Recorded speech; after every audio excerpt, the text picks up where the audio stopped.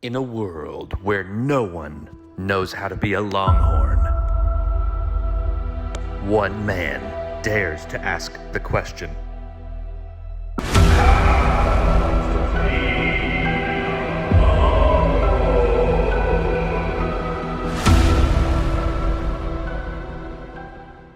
For those of you that don't know me, my name is Mr. Hall. I'm a coordinator here on campus, and I help out with a lot of things. But the main thing that I do is create the curriculum and the videos for our advisory period. And while we're going to be going over all sorts of stuff throughout the year during this time, the first 2 weeks we want to spend talking about how to be a Longhorn. In other words, how to be successful here on campus and what our systems are that are set up to help you succeed.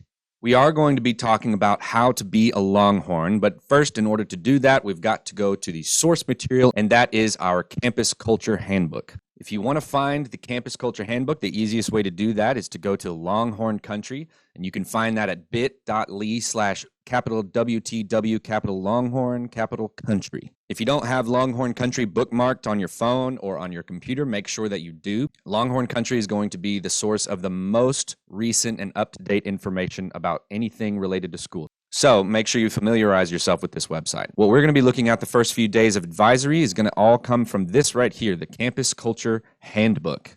This handbook is the one-stop shop for you if you need to know how we do just about anything here at WT White. And that includes not only yourselves, but your parents and your teachers as well.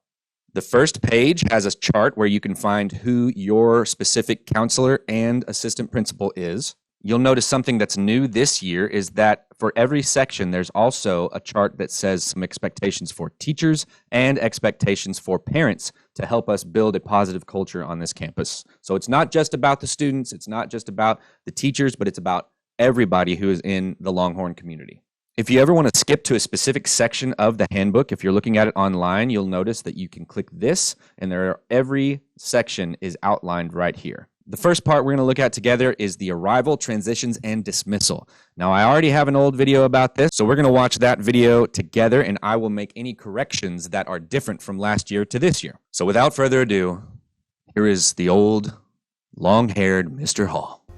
So the first section that we're going to talk about from the handbook is arrivals, transitions, and dismissal. Basically, all of the ways that we are expected to move as a large group on this campus. There are 2,000 of us, which means that there's a lot of potential for chaos. And so to try to curb some of that, we have these basic rules and expectations of how to act in the halls, how to act when you show up from school, and how we are going to dismiss at the end of the day. First, let's talk about arrival at the beginning of the day. If you drive yourself, you're going to want to enter the student parking lot on the Ridgeside Drive entrance of the parking lot. And then at the end of the day, you're going to want to exit off of Crestline. That is going to help keep traffic moving smoothly and efficiently as a lot of people are trying to get to or from school. Additionally, if you are being dropped off by the bus or your parents, you're going to be dropped off in the front entrance. Hold it. Okay, so this is actually a little bit different this year. Instead of your parents dropping you off at the front where the buses go, we ask that parents drop students off in the student parking lot, all right? You can easily go through the entrance drop-off right here and then exit right there in the student parking lot.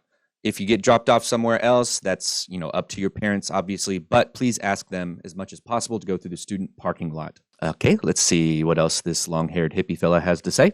Everybody, regardless of where you are coming from or how you get to school, will enter school through the front entrance. Hold it. So this is a little different this year too.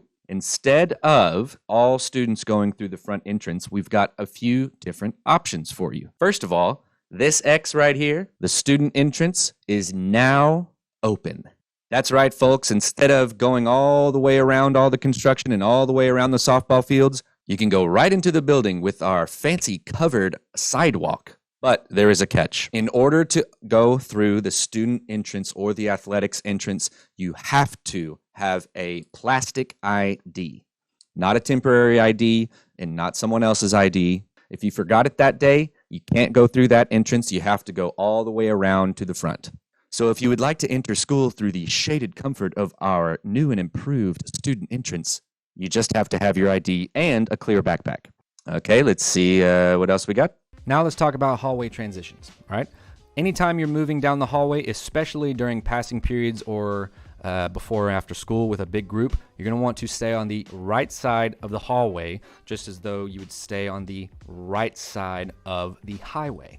Also, on the stairs, you'll notice that every stairwell, or almost every stairwell, is split into two, in that there is a specific downside and an upside. As soon as you are done for the day, whether that's during regular dismissal time at 4:30 or early dismissal, you are expected to immediately leave the campus through any door that is most convenient to you. All right, it's not like the morning. You can go out any door you please. If you are going to an after-school activity or tutoring session with another teacher, you need to have a pass, which we'll get to here in just a minute. But otherwise, everyone is expected to vacate the building when we dismiss. The last thing I want to talk about today are the 3 different types of hall passes that you'll use here at WT White this year. The first and most often used and arguably most stylish is the restroom pass vests that your teacher has for you to use during instructional time. This vest can be used to go to the closest restroom or whatever other destination you might need to go to during class time with teacher approval. Only one student should be out per class at a time, and students should leave phones with the teacher when taking the pass. That way you get back to class as soon as possible. You can wear these vests or you can sling them over your shoulder just so long as you have them when you are out in the hallway during class time. Students wanting to go to the nurse should use an official nurse pass provided by Nurse Wolf to your teachers. And the third and final type of pass that we'll use is for before or after school that will help you go to early morning tutoring sessions or your teacher's class during lunch or a tutoring session after school, whenever everybody's supposed to be out of the building. I should note that if you want to go to an early morning tutoring session, you should get a pass from your teacher that you're going to see the day before you want to go see them for early morning tutoring, so that you already have your pass ready to go when you show up to school that morning. Also, I don't know if you've noticed, but there's a little bit of construction going on.